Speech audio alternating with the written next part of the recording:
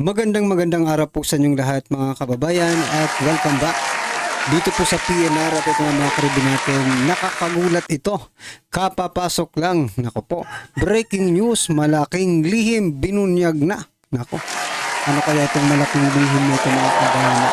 PhilHealth binulabog na. Yan mga kababayan, patungkol po rin ang ating alamin at bibigyan ng komento ngayong araw na ito. Pero bago pong lahat, kung di ka pa po nakapag-subscribe sa ating munting channel, please don't forget to subscribe at palike na rin po ng video ito. At ito na nga, simulan na po natin to. Sana ang bayan ko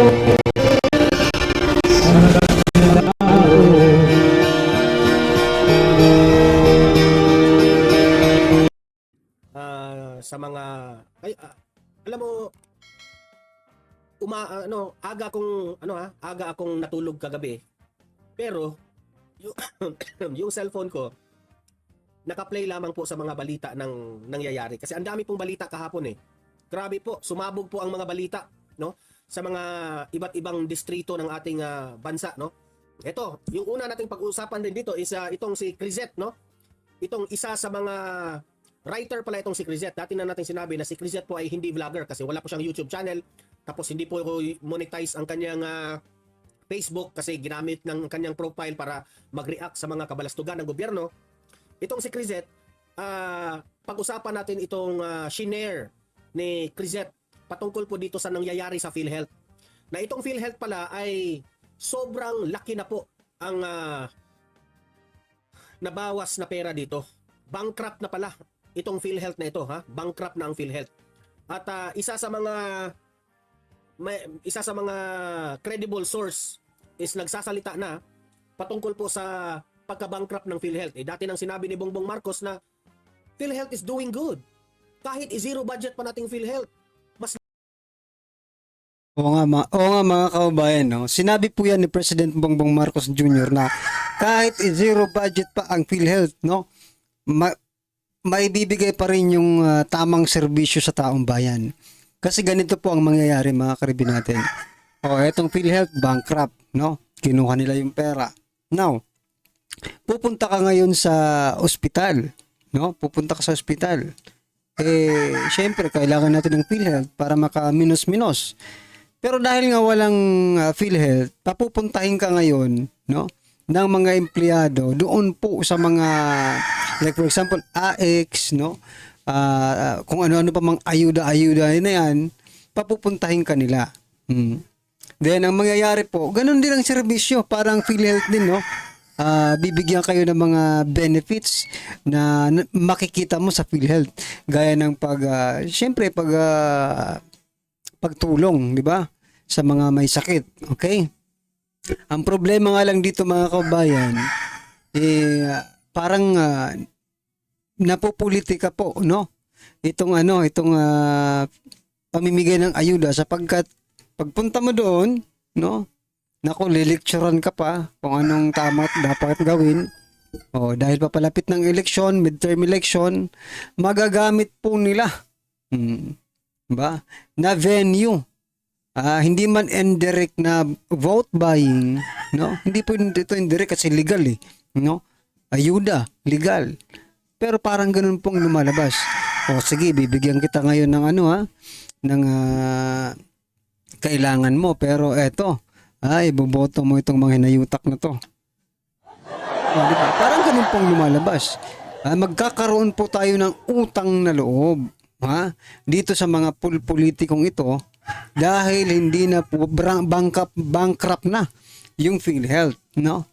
So, yan mga kabayan, ganyan po ang magiging sitwasyon ng bansa natin, no? Dahil nga po ay binankrupt nila ang PhilHealth, no?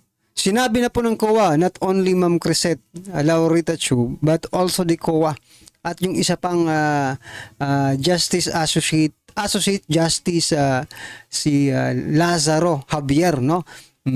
Siya din po ay nagsabi na ang PhilHealth ay bankrupt na. So, ano po ang magiging epekto nito sa ordinaryong Pilipino? Yun na nga po ang sinasabi ko kanina.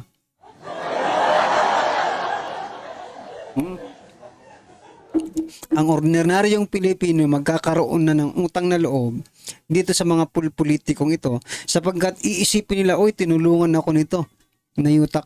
Kinuha nyo yung pera sa PhilHealth na para sa taong bayan yon.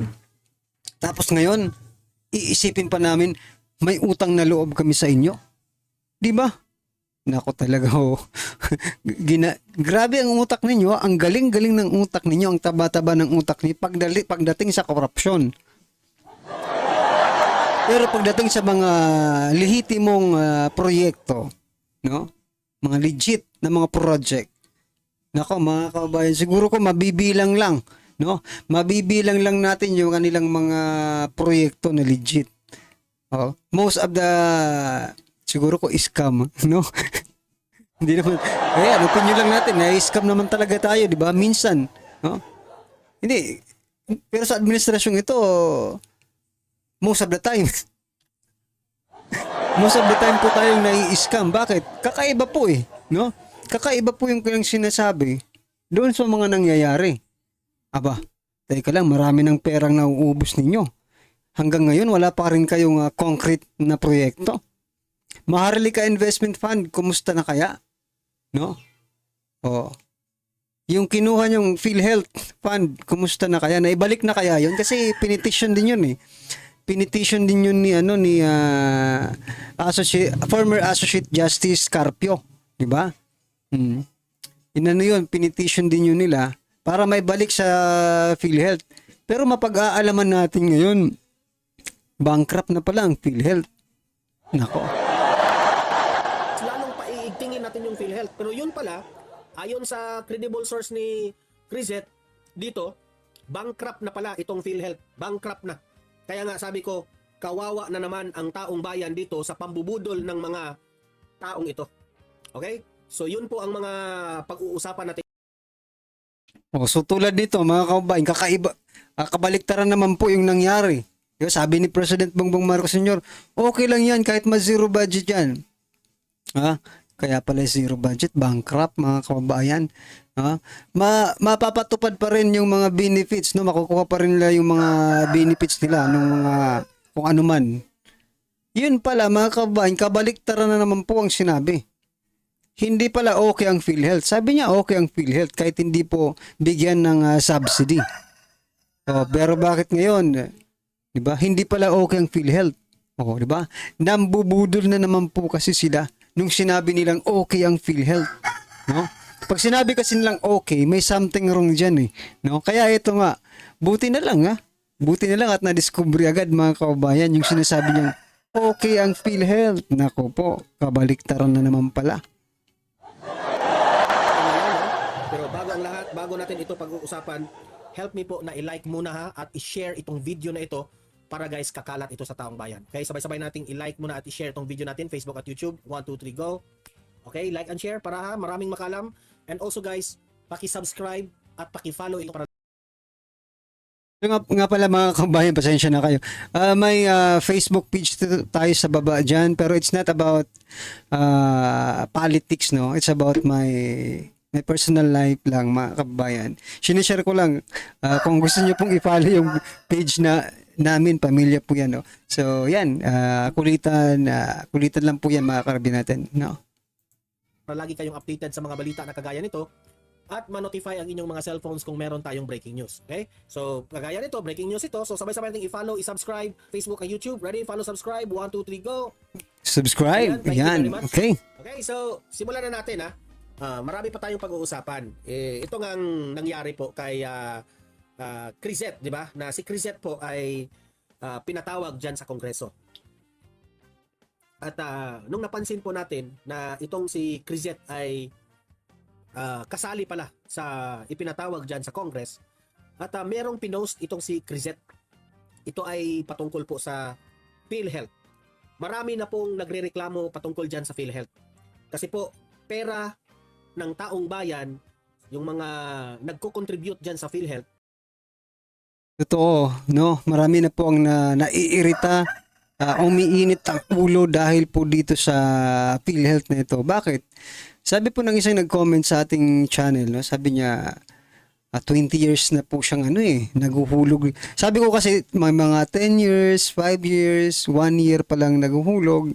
Pero siya mga kabayan, 20 years na po siyang naguhulog sa PhilHealth. So, tas mababankrupt lang. Sabi niya, napakalaking nito. Parang, di ba? Kinakaltas sa'yo buwan-buwan ng 20 years, mga kababayan. Siyempre, pataas ng pataas yan habang tumatagal, di ba? Kasi through inflation. Apektado rin yan eh. Siyempre, malaki na po yung naihulog niya within 20 years. Mababankrupt lang. Ibig sabihin, pag nabankrupt, mga kabayan, hindi na po niya, mapapakinabangan yung kanyang hinulog. Parang donasyon na lang yon. Buti pa, buti pa itaya nyo na lang sa loto. Kaso ang loto ngayon, ganun din eh. Hawak din po nila ang loto, kaya wala talagang ligtas ang Pilipino, mga kababayan. Sahod na sahod nila ang pera. Halos lahat naman tayo, di ba? At ang PhilHealth po ay laking tulong po sa atin na every time meron tayong ma-admit tayo sa hospital, meron magkasakit man tayo, itong PhilHealth na ito, isa ito sa mga tutulong po sa mga bayarin natin sa hospital. Ngayon, nung zinero budget nila itong PhilHealth dyan sa BICAM, galit na galit po ang taong bayan doon. Nung nagalit po ang taong bayan sa bakit zinero nila ang PhilHealth, nagpapaliwanag itong si Bongbong Marcos na kahit i-zero raw ang PhilHealth na budget, mas lalo pa naming paiigtingin ang PhilHealth, di ba? Nag-promise na naman si Bangag na pagagandahin pa nila ang budget dito sa PhilHealth para lang makatulong sa taong bayan. Pero, dati na pong mga nagsasabi itong mga political analyst na binubudol na naman tayo nitong si Bongbong Marcos na yan sa usaping PhilHealth. Kasi meron na naman siyang mga promises na paiigtingin namin ang PhilHealth sa mga tulong, ganyan. So wag kayong mag-alala kung i-zero budget. Paano ninyo, yun na nga lang yung question mark doon eh. Paano nila paiigtingin ng serbisyo kung hindi nga nila pinunduhan yung subsidy, doon pa nga lang sa original na nila, pondo ng PhilHealth itself hindi nga lahat nakakapag-avail, Hindi lahat nakakapag-avail. Makapag-avail ka man konti lang, Konti lang po. Tapos sasabihin pa nila, paiigtingin kahit walang subsidy coming from the government. Nako, malaking kalokohan talaga. Kaya nga totoo yung sinasabi, mga kababayan. Totoo na nabubudol na naman po sila. Pinapaniwala tayo sa mga imposible. Mga imposible nilang gawin. Imposible naman yan. Kaso nga lang, imposible para sa kanila. Budget natin ng PhilHealth. Yan ang kanyang mga promises, di ba? Ngayon, eto po, si Crisette po, pinatunayan ni Crisette sa kanyang mga natuklasan. Eto, ipapakita ko sa inyo. Ayan. Shinare ito ni Crisette ha. Shinare ito ni Crisette. At bago ito shinare ni Crisette, is nakaka-alarma po itong shinare niya. Kasi patungkol po ito sa PhilHealth. Ayan yung mukha ni Ralph Recto, mukha ni Martin Romualdez nasa gitna. Para talagang siya yung presidente. Tapos si Bongbong Marcos. Si Bongbong Marcos na ang kanyang vice president lang. Parang vice president yung Parang vice president lang si Bongbong Marcos dito. Diba? Sa gilid. Alam niyo guys, yung aking asawa nakakatakot. Bigla na lang sumupot dito sa aking gilid. Parang, alam niyo yung Insidious na horror movie? Nakakatakot eh. Bigla na lang susulpot dito sa gilid ko. Pagpasensyaan nyo na, bigla akong kinabahan dito ha. Yung aking asawa, biglang susulpot dito sa gilid ko, sa studio ko. Tapos, ayan, sa gilid si Bongbong Marcos, nagmukhang vice president ni President Romualdez.